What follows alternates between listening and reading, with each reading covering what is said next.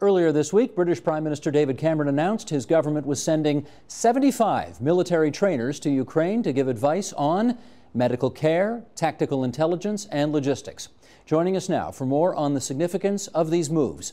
In Snowbird, Utah, via Skype, Catherine Stoner. She is director of the Ford Dorsey Program in International Policy Studies at Stanford University. And in Montreal, Quebec, via Skype, George Petrolikas. He is a fellow with the Canadian Defence and Foreign Affairs Institute and co-author of the 2014 Strategic Outlook for Canada. And we're happy to welcome both of our guests back to TVO tonight. I'd just like to start, Catherine, with you and ask you, Cameron says he's going to be providing this kind of military training, etc. Who is he talking about helping? I think he's talking about helping the Ukrainian government and the Ukrainian military in particular, not necessarily these militia groups that have formed spontaneously in eastern Ukraine. George, would you agree with that? This is less about the paramilitary groups and more about the government itself? I think it's a bit of both. As you know, to make up some of the shortages of the regular army, they raised a National Guard. So whether you call that National Guard that the Ukrainian army raised a militia group or part of their conventional forces, that's kind of a moot distinction, I would say. Catherine, can 75 personnel actually make a difference? So it really depends on what they're being asked to do. I think, first of all, it can make a difference in terms of having a symbolic effect on giving the Ukrainian military and the Ukrainian government visible support from the international community and from Britain in particular. It could also signal potentially to Russia that, we're willing, at least Britain is willing to send in these trainers. My understanding is that their goal is to train in medical services and a little bit with tactical services as well. But that's essentially it. So not boots on the ground who are going to fight on behalf of the Ukrainians. George, is there anything more than symbolism to this? Not in my estimation. I mean, it's not teaching them how to go after rebel heavy guns or rearming them or giving more weapons to them to be more effective. It's really straddling the divide between humanitarian aid, if you will, with its medical assistance, non-lethal assistance with respect to intelligence work. It is symbolic more than anything else, and I'm not sure how effective that symbolism will be in the long run. Catherine, Poland also announced that it was going to send several dozen troops as well to Ukraine. Do you see much significance in that move? Again, I think it's, I'm in vehement agreement with George on this. I think that's also symbolic. The Poles are very concerned and have been very involved in some of the negotiations to try to end this conflict. And, they're sitting right next to Ukraine. They have a border and they have a long memory of Russia coming across and the Soviet Union, of course, coming across that border. So I think it's also symbolic, obviously not going to make a huge difference on the ground. But in a way, it's important. It's trying to show Ukraine that there's growing international support, and this is just a little nibble. But I don't think that's obviously going to turn the tide of the conflict in Ukraine's favor. Okay, so George, this is a little nibble, as Catherine puts it, but let's compare that to what Ukraine actually is seeking. What do they want from us? Well, I mean, we've covered some of that in my first answer and some of the stuff that Catherine said. They certainly want to be re-equipped, not just night vision goggles and body armor being sent to them, but more effective weapons of war, counter battery radars in order to better locate and target rebel artillery, potentially assistance with ammunition, assistance with some of their tanks. In other words, more of the, as the Americans would phrase, kinetic aid, albeit limited with no boots on the ground, but something more substantive than what we've been providing so far. Catherine, to your knowledge, has the Ukrainian government actually asked any Western nation for troops to help fight? Not specifically for troops, as far as I know. I've not heard that anywhere, and we are fortunate at Stanford, where I usually am, not in beautiful sunny Utah here, to be the colleague of our former ambassador to Russia, Michael McFaul. And so, just in discussing this, as far as we know, there hasn't been a specific request in that regard. There has been a request for what George said, which is counter battery radar, more secure communications, to get information about where the rebels are and what their plans are, and also anti-tank weapons. The Ukrainians are a sovereign nation. They can buy these things anywhere, and I know that they have been over to the Middle East and the UAE. So they are making attempts to get them, whether the United States or NATO members provide them or not. Well, George, that's an interesting point. If Ukraine is a sovereign nation, and it is, and it wants to go buy weapons on the open market, and it can, why isn't it having more success at doing that at the moment? Maybe because some people don't want to sell, in part because that would lead to a perception of escalation. So, for example, if Canada or the United States or the UK were actually furnishing arms, that would actually dovetail or lend to some of the things that Putin has been saying to his own people, that, you know, this is a West that's actually against us, and it's actually leading us towards the Cold War. So it lends to his narrative, and I think that's one of the reasons why there's been an awful lot of caution, at least on the part of the Western alliance states, if you will, from rearming. Catherine, we know that the Chancellor of Germany, Angela Merkel, has been dead set against any additional arms going into the region. Would the explanation George just gave be part of the reason why she's against any more arms there? Yeah, I think the worry is escalation, and that's not an unreasonable worry at all. But on the other hand, you know, she has done a lot, especially in the last 3 or so weeks, to try to negotiate some sort of a meaningful peace agreement. And there seems to be some peace breaking out, but I know today 2 Ukrainian soldiers were killed, even though there's supposed to be this ceasefire going on around the Debaltseve area. And of course, we know that the Russian-backed separatists, we know them to be Russian-backed, although Russia denies this, have gone ahead and taken Debaltseve even as this peace agreement or ceasefire was being signed. So when you have an enemy that isn't willing to live by the standards of international law, and you have the potential of a frozen conflict or a creeping conflict, the question is, what, if anything, should the international community do? And I think that's really what we need to talk about. We will talk about that going forward, but since you've raised the issue of diplomacy, let me check with George as to what you believe diplomacy, if anything, has achieved so far.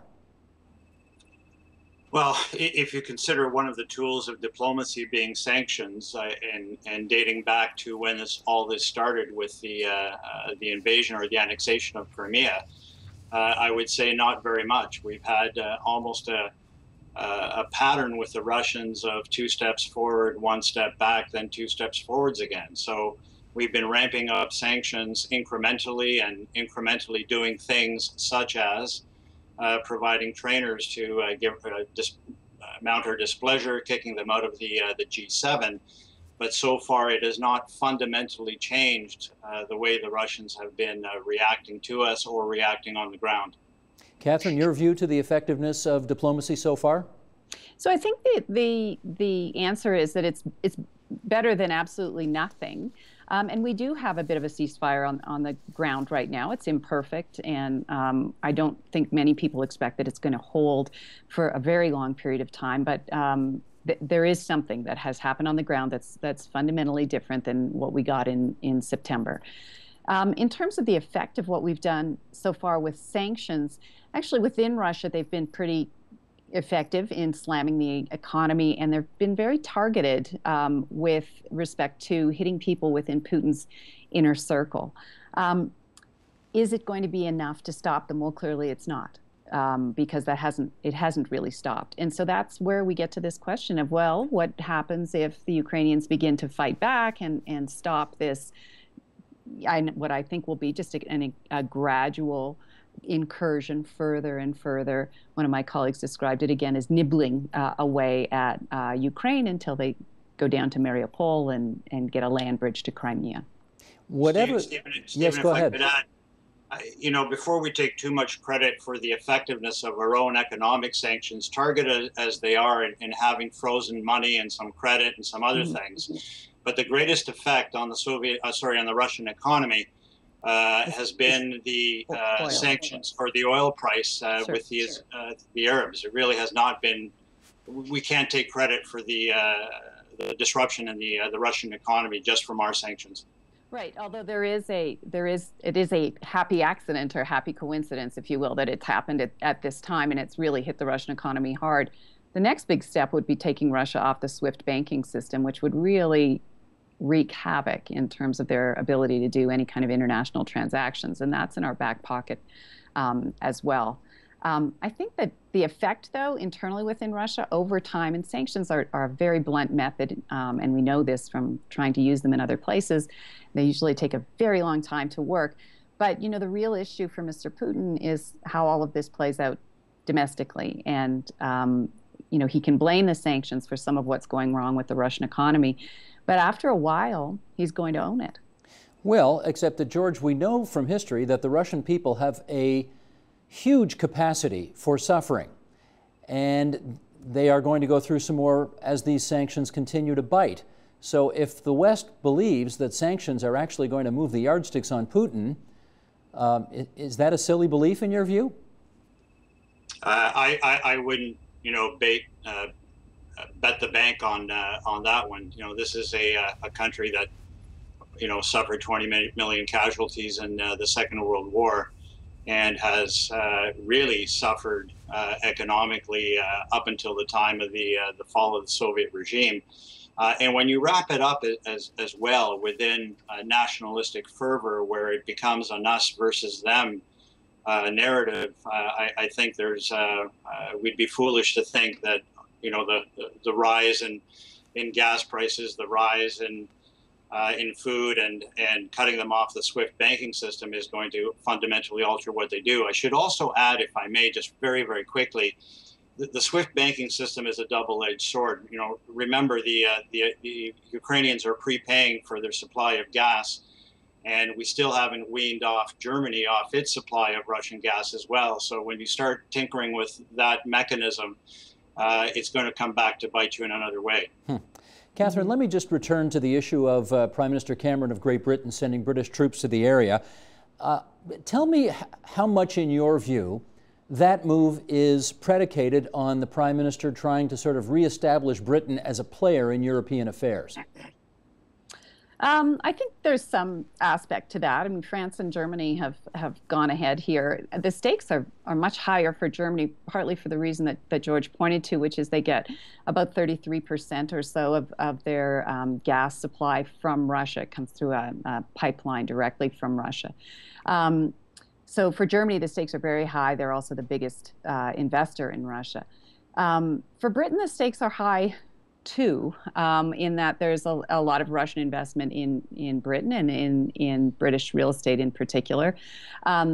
And I think also Russia and Britain, well, I know also Russia and Britain have had some very tense times in the last 5 to 6 years or so over a number of different issues, both seemingly minor and then larger. But so I think there's part of that as well. Mr. Cameron doesn't like Mr. Putin, doesn't trust Mr. Putin, and I think is growing impatient. And so this is a gesture, an initial gesture. Can I just respond to whether or not sanctions hurt Russia? Please. I just want to point out it's a different Russia than the one George described.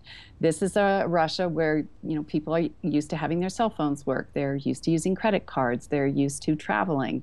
And that was not the case before the collapse of the Soviet Union. So I would agree, absolutely. They have a much higher tolerance for suffering and difficulty. And also, you know, nationalism has definitely been on the rise, and that's certainly been manipulated by Putin's control of the media. But this is also, you know, there's been a generational shift here, and people under 40 are used to their conveniences. So I think there's a reasonable question, if you look at public opinion polls within Russia, as to how long support will go on. And I don't know that opinion polls saying that Putin has 82% approval mean anything when he controls, the media.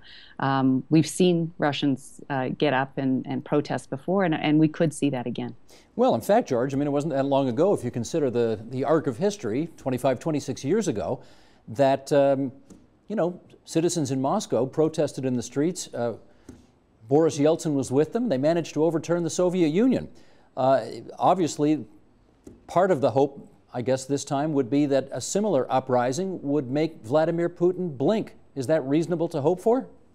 I think hope isn't the basis for strategy. And the other thing I think we should also underline here, and Catherine's actually quite right, that it's not the same Russia, but it's not the same world either. And what I would use as an example of that is there isn't unanimity in these sanctions. There's varying degrees of sanctions depending on the nations that are applying them.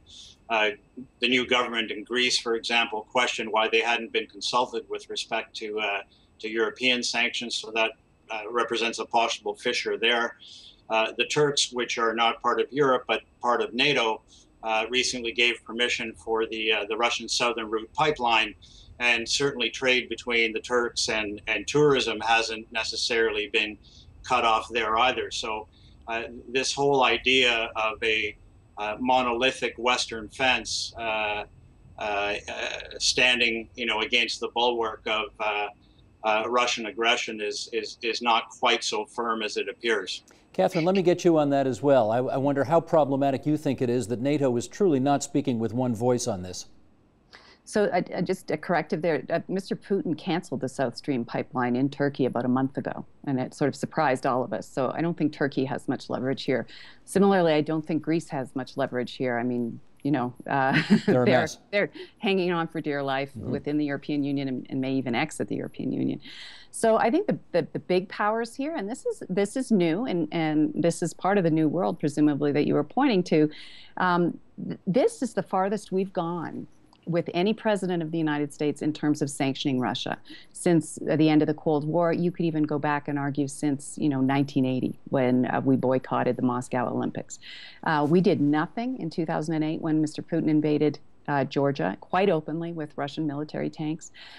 We've done nothing about Transnistria and Moldova, and so this is big. This is a huge difference. And I think one remarkable thing here is that in fact the Europeans have come along with us. And Mr. Putin clearly did not expect that to be the case. That Germany and France and the major economic powers within Europe have gone along with sanctions, and he's betting that and hoping that that coalition will fall apart. It doesn't seem to be at this point. And if you'll recall, the Europeans actually went ahead with another round of sanctions just a few weeks ago, immediately after the signing of that second Minsk II, as they call it, peace accord. So I think, there's more at stake here, and the world is different. Having said all that, let's pick up on Catherine's advice earlier in the program of what we ought to do about this now. George, certainly there is pressure on President Obama and on Prime Minister Harper to start sending lethal weapons into the region. Do you think we should?